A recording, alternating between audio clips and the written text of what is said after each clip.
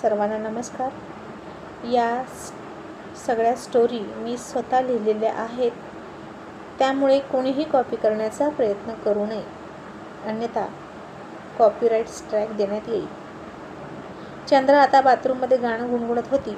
शशीला जाग आली आणि तो बाथरूमच्या बाहेर हाताची घडी घालून तिचं गाणं ऐकत होता आणि गालातल्या गालात हसत होता. आणि त्याचवेळी चंद्रा पाय घसरून पडली आणि तिच्या पायाला दुखापत झाली. ती खूप रडायला लागली आणि शशी कासावीस होऊन म्हणाला, चंद्रा काय झालं? तू ठीक आहेस ना? मी आत येतोय. तशी चंद्रा संकोचली आणि छातीभोवती हात आडवा लावून म्हणाली, नाही, तू आत येऊ नकोस. आणि पुन्हा रडायची. शशी म्हणाला, अगं पण तुला झालंय तरी काय? तू का रडतेस? तुला लागलंय का? चंद्रा आणखीन रडून म्हणाली, हो, बहुतेक पाय मुरगळला माझा. आणि पुन्हा रडायला लागली. शशीला आता धीर धरवेना. तिला किती लागलंय किती नाही त्याला कळेना. आणि तो चंद्राला म्हणाला, चंद्रा आता मी आत येतोय. आणि आत शशीनं दरवाजा ढकललाच. तशी भिजलेली चंद्रा पाहून तो तिच्याकडे एकटक बघायला लागला. तसं चंद्रानं चेहरा वळवला, त्याच्याकडे पाठ केली. शशीसुद्धा खूप लाजला आणि चंद्रा म्हणाली, थांब, असं कसं आत येशील? मी काहीच नाही घातलं.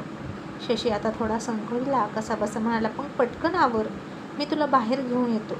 असं म्हणून त्यानं पुन्हा दरवाजा ओढून घेतला. तशी चंद्रा घाबरली आणि तिनं तिची साडी घेतली आणि अंगाभोवती गुंडाळली.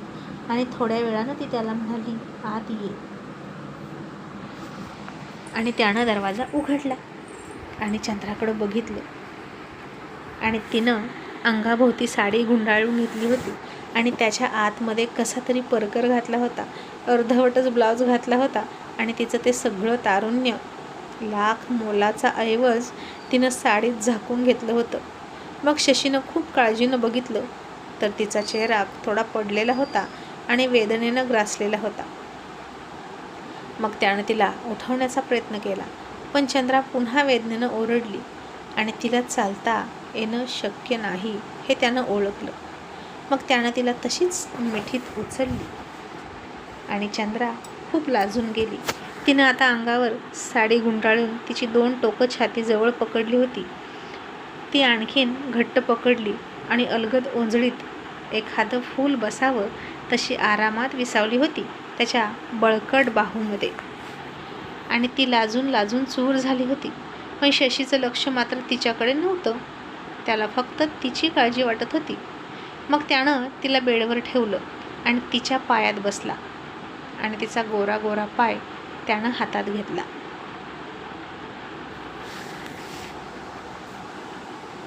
तशी चंद्रा दचकली आणि म्हणाली, अरे माझ्या पायाला हात का लावतोस? असं नको करू.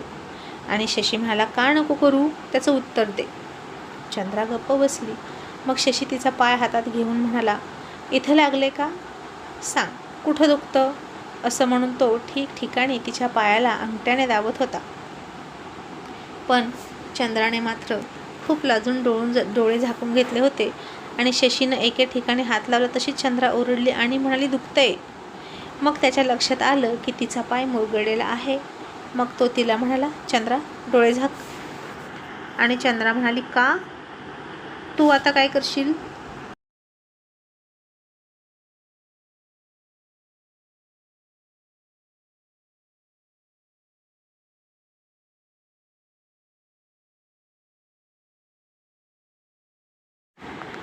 आणि शशी म्हणालो ना डोळे झाक. तू जर तुझे डोळे झाकले ना तर तुझ्या स्वप्नात तुझा सासरा येईल. तशी चंद्रा त्याच्याकडे चकित होऊन बघायला लागली आणि म्हणाली, हे असं कुठं असतं का? शशी म्हणाला, मग मला ठसका लागल्यावर तू कशी म्हणतेस वर बघ तिथं सासू बसली आहे? ते तरी कुठं असतं? तसंच हे पण. आणि चंद्रा खूप हसली.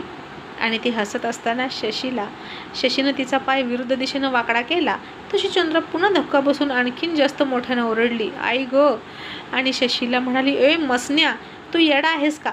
अरे आणखीन पाय मोडून ठेवलास का माझा? आणि शशी मला अजिबात नाही, उलट तुझा पाय ठीक झाला आहे, फक्त आणखीन थोडा वेळ बसून राहा. आणि चंद्रा चकित होऊन म्हणाली, काय? पाय बरा झाला? शशी म्हणाला, हो बघ, तू तुझ्या पायावर आता उभा राहू शकते. आणि चंद्रा विश्वास न बसून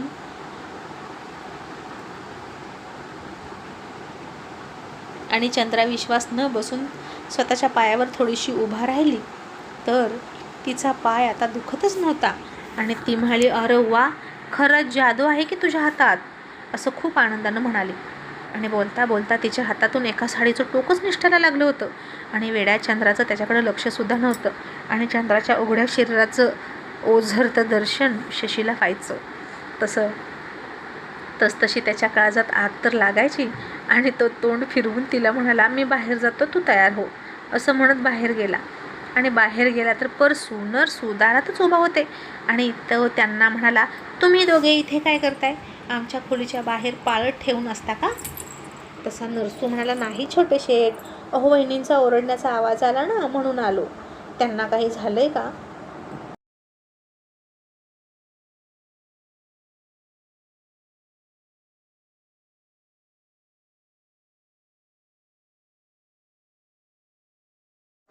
आणि शशी म्हणाला, इतके तिखट कान आहेत का तुमचे, जे तुम्हाला इतक्या लांब आवाज ऐकायला आला, की इथे 24 तास दरवाजाला कान लावून असता? आणि परसू म्हणाला, नाही अहो छोटे शेठ, इथूनच निघालो होतो आणि इतक्यात आवाज आला बघा. आणि बाजूचे ते काका आहेत ना, त्यांना तुमच्याकडे थोडं काम आहे असा निरोप पण आहे. शशी म्हणाला, ते मी बघतो, तुम्ही इथून फुटा. आणि ते दोघे गेले. मग चंद्राचे कपडे घालून होईपर्यंत शशी त्या काकांकडे गेला आणि त्या काकांनी सांगितलं की बँकवाले खूप त्रास देत आहेत एका कामासाठी. मला काहीच कळत नाही यातलं, तू जरा बघतोस का? बँकेत माझे पैसे अडकले आहेत. आता शशीनं ती सगळी कागदपत्र बघितली आणि म्हणाला, ठीक आहे काका, आपण उद्या जाऊया. आणि शशी परत आला. आता त्याला शिक्रापूरला तर जायची फार इच्छा होती. त्याचं घर, त्याची शेती त्याला तिकडून खुणावत होती आणि दिवसेंदिवस इथेच वेळ लागत होता. आणि तो चंद्राला म्हणाला होता की तिला घेऊन जाणार नाही, पण खरं तर तो आता चंद्राला इथं सोडणारच नव्हता. हे परसू आणि नरसू सारखे तिच्या मागे मागे फिरायचे आणि ही सुद्धा त्यांच्यासोबत डाव मांडून बसायची. तिकडे गेल्यानंतर किती वेळ लागेल सांगता येत नाही परत यायला. आणि तिच्यासाठी आज सरप्राईज म्हणजे ड्रेस खरेदी करणार होता तो, म्हणजे तिला बुलेटवर दोन्हीकडे पाय टाकून बसता येईल. प्रवास खूप लांबचा होता ना म्हणून. आणि असं त्याचं प्लॅनिंग ठरलं होतं. मग चंद्रा तयार झाली आणि तिनं दरवाजा उघडून ठेवलाच होता. मग शशी आला. तिला व्यवस्थित पायावर उभा राहिलेली बघून थोडा गालात हसला आणि आंघोळीला गेला. चंद्राला तर आता वाटलंच नव्हतं की तो इतक्या भरकन बाथरूममध्ये जाईल, कारण आता चंद्राचं ते लॉकेट बाथरूममध्येच राहिलं होतं. आंघोळ करताना तिनं काढून ठेवलं होतं. तिचा पाय मुरगळला आणि त्या सगळ्या गोंधळात ते लॉकेट तिथंच राहिलं आणि ते शशीनं बघू नये असं तिला वाटत होतं. आणि आता चंद्रा शशीला हाक मारून म्हणाली, अरे दरवाजा उघड की. शशीनं आता कपडे काढले होते आणि फक्त अंडरवेअरवर उभा राहिला होता आणि म्हणाला, का गं, आता मी आंघोळ करतोय ना आणि मी पडलो पण नाही आणि तू मला उचलून येशील का?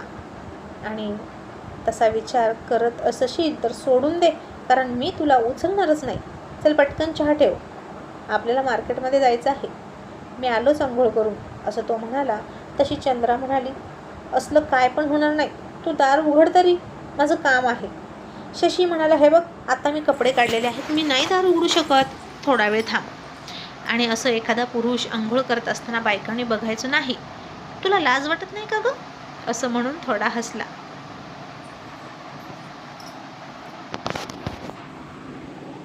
आणि चंद्रा म्हणाली, अरे वा, मग मगाशी कसं मला दार उघडायला लावलं, तेव्हा नाही का लाज बीज वाटली तुला? तू दार तरी उघड र, वाटल्यास मी डोळे झाकून घेते. आणि शशीनं आता वैतागून टॉवेल लावला आणि म्हणाला, काय कटकट आहे, बाथरूममध्ये सुद्धा हिची भुणभुण सुरू असते, असं म्हणून दरवाजा उघडला आणि म्हणाला, काय? आणि चिडलेल्या आणि फुगून टम्म झालेल्या त्याच्या गालाकडे बघून चंद्रा म्हणाली, आता बाहेर ये की, मग मी आत जाते. शशी म्हणाला, सॉरी, काय असेल तुझं ते तू कर, मी इथून हलणार नाही. तशी चंद्रा आता आत गेली, तेही खूप लाजून. आणि त्याच्या समोर तिनं त्या लॉकेटला हात लावलाच नाही, नाहीतर त्यानं बघितलं असतं. मग ती त्याच्याजवळ गेली, त्याच्या डोळ्यावर तिनं हात ठेवला. तसा शशी शांत झाला आणि आता ही काय करते असं त्याला वाटलं. मग त्यानेही आता डोळे झाकले आणि त्याला वाटलं की आता नक्कीच ही पप्पी देते की काय, कालपासून सारखी पप्पी पप्पी म्हणून गाणं म्हणायची ना, आणि एकमेकांच्या मनातलं बोलून दाखवण्याआधीच पप्पी ही भलतीच धीट दिसते. मग चंद्रन आता दुसऱ्या हातानं ते लॉकेट कुठं ठेवलं होतं ते बघितलं आणि हळूच घेतलं आणि बाथरूमच्या बाहेर निघून सुद्धा आली. आणि मग त्याला म्हणाले, आता उघड डोळे आणि कर आंघोळ. आणि शशी चकित होऊन म्हणाला, काय पण तुझं काय काम होतं? चंद्रा म्हणाली, नाही सांगणार. शशी म्हणाला, बरं, पण मी जरा तुझा पाय दुरुस्त केला नसता तर? जर तुझा पाय दुरुस्त केल्यानंतर तर कशी ती आली असती गं तुझ्या पायावर चालत? आणि म्हणे, नाही सांगणार. चंद्रानं आता चहा ठेवला आणि म्हणाली, खरंच पण तुझ्या हातात जादू आहे बरं का. मला तर वाटतं की तू डॉक्टरच आहे. आणि मनातच म्हणाली, पण दिलीप कुमारनं सांगितलेली जादू अजून करता येईना मला. आणि त्याला मनातलं सांगावं म्हटलं तर घेऊन निघालं बॅग उचलून. मला घेऊन चल म्हणलं तरी जात नाही. मी कशी राहू त्याच्याशिवाय? आणि आता शशी पुन्हा आंघोळ करायला लागला आणि आतून बोलत म्हणाला, पण मी तुझा पाय नीट केला ना. मग चंद्रा, माझी फी कधी देशील? चंद्रा उकळत्या पाण्यामध्ये चहाची पावडर साखर टाकून म्हणाली, तुझी फी काय देऊ? माझ्याकडे पैसे नाहीत. शशी म्हणाला, जे तुझ्याकडे आहेत ते दे. खोटं बोलू नकोस. तुझ्याकडे देण्यासारखं खूप काही आहे. का मी घेऊ मला हवं ते? आणि भोळी चंद्रा काहीच न समजून म्हणाली, घे, तुला काय पाहिजे ते घे, माझ्याकडे पैसे नाहीतच. असं म्हणून देवाला दिवा लावायला गेली. इतक्यात चहासुद्धा तयार झाला आणि शशीसुद्धा आंघोळ करून बाहेर आला. मग तिनं दोघांसाठी चहा घेतला आणि शशीने चहा तोंडाला लावला आणि म्हणाला, काय गं चंद्रा, साखर संपली का घरातली? चंद्रा म्हणाली, का आहे की, काय झालं? शशी म्हणाला, अगं किती सपक चहा केलास तू, अजिबात गोड नाही. चंद्रानं आता तिचा चहा पिऊन बघितला आणि म्हणाले, हो आहे की गोड, आणखीन किती गोड लागतं तुला? आणि इतका गोड चहा पितोस होय, तरी पण कडू करल्यासारखं कडूच बोलतो. आणि शशी म्हणाला, तुझा चहा गोड असेल पण तू मुद्दाम माझ्यासाठी कमी गोड केलास ना. आणि चंद्रा चिडली आणि म्हणाली, ए मसन्या, मला तसलं मापात पाप करायला जमत नाही, कळलं? मी पाठीवर मारते पण पोटावर मारत नाही.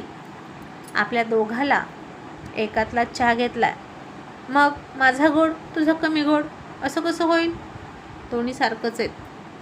शशी म्हणाला, आता तूच बघ, मला काय माहीत, घे माझा चहा पिऊन दाखव.